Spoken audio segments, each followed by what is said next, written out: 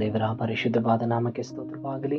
ಈ ದಿನದ ದೇವರ ವಾಕ್ಯ ಯೆಶಾಯನು ಬರೆದ ಪ್ರವಾದನ ಗ್ರಂಥ 14ನೇ ಅಧ್ಯಾಯ 24ನೇ ವಚನ. ಸೇನಾಧೀಶ್ವರನಾದ ಯೆಹೋವನು ಆಣೆಯಿಟ್ಟು ಹೇಳುವುದೇನೆಂದರೆ, ನಾನು ಸಂಕಲ್ಪಿಸಿದೆ ನೆರವೇರುವುದು, ಉದ್ದೇಶಿಸಿದೆ ನಿಲ್ಲುವುದು. ಖಂಡಿತ ದೇವರಿಗೆ ಮಹಿಮೆ ಉಂಟಾಗಲಿ. ಪ್ರತಿದಿನ ದೇವರ ಸ್ವರವನ್ನು ಕೇಳುವಂಥ ಪ್ರೀತಿಯುಳ್ಳ ಎಲ್ಲ ದೇವರ ಮಕ್ಕಳೇ, ದೇವರು ಈ ದಿನ ನಮ್ಮನ್ನು ವಿಶೇಷವಾದ ರೀತಿಯಲ್ಲಿ ಆಶೀರ್ವಾದದೊಟ್ಟಿಗೆ ಅದರ ವಾಗ್ದಾನವನ್ನು ಹೀಗೆ ಮಾಡ್ತಾ ಇದ್ದಾರೆ. ಹೌದು, ದೇವರ ವಾಕ್ಯದಲ್ಲಿ ನಾವು ಹೀಗೆ ನೋಡ್ತಾ ಇದ್ದೇವೆ.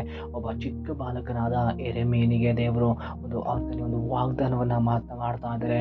ನಾನು ನಿನ್ನನ್ನು ಒಬ್ಬ ದೊಡ್ಡ ಪ್ರವಾದಿಯನ್ನಾಗಿ ನಾನು ನಿಮ್ಮನ್ನು ನೇಮಿಸ್ತೇನೆ ಎಂಬುದಾಗಿ ದೇವರು ಯೆರೆಮೀಯನಿಗೆ ಹೇಳುವಾಗ, ಯೆರೆಮೀಯನ ಒಂದು ಮಾತನ್ನು, ದೇವರೇ ನಾನಿನ್ನು ಚಿಕ್ಕ ಬಾಲಕನಾಗಿದ್ದೇನೆ ಎಂಬುದಾಗಿ ದೇವರಿಗೆ ಯೆರೆಮೀಯ ಹೇಳ್ತಾನೆ. ಆಗ ದೇವರು ಯೆರೆಮೀಯ ಹೇಳ್ತಾ ಇದ್ದಾರೆ, ಯೆರೆಮೀಯನೇ, ನೀನು ಬಾಲಕನನ್ನ ಬೇಡ, ನಾನು ನಿನ್ನ ಜೀವಿತದಲ್ಲಿ ನಾನು ಉದ್ದೇಶಿಸಿದೆ ಅದು ನೆರವೇರ್ತದೆ ಎಂಬುದಾಗಿ.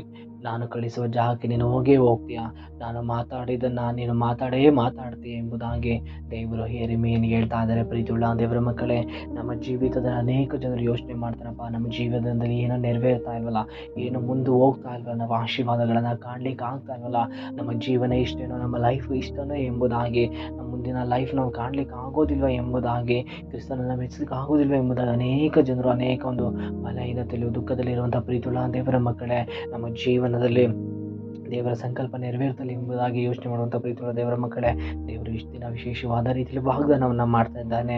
ದೇವರು ನಿಮ್ಮ ಜೀವನದಲ್ಲಿ ಆತನು ಏನನ್ನು ಸಂಕಲ್ಪನ ಮಾಡಿದ್ದಾರೋ, ಆತನು ಏನನ್ನು ಯೋಚನೆಯನ್ನು ಮಾಡಿದ್ದಾರೋ, ಆತನು ನಿಮ್ಮ ಲೈಫ್ನಲ್ಲಿ ಏನನ್ನು ಉದ್ದೇಶಿಸ್ತಿದ್ದಾರೋ ಒಂದನ್ನು ಅರ್ಥ ಮಾಡಿಕೊಳ್ಳೋಣ.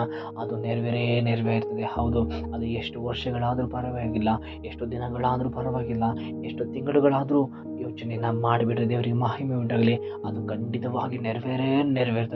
ನಂಬಿಕೆ ಉಳ್ಳವರಾಗಿ ಜೀವಿಸೋಣ, ನಂಬಿಕೆ ಉಳ್ಳವರಾಗಿ ನಾವು ಮುಂದೆ ನಡೆಯೋಣ. ದೇವರು ತಾನೇ ಈ ವಾಕ್ಯದ ಮೂಲಕವಾಗಿ ನಮ್ಮೆಲ್ಲರನ್ನ ಆಶೀರ್ವಾದ ಮಾಡಲಿ. ಆಮೇನ್.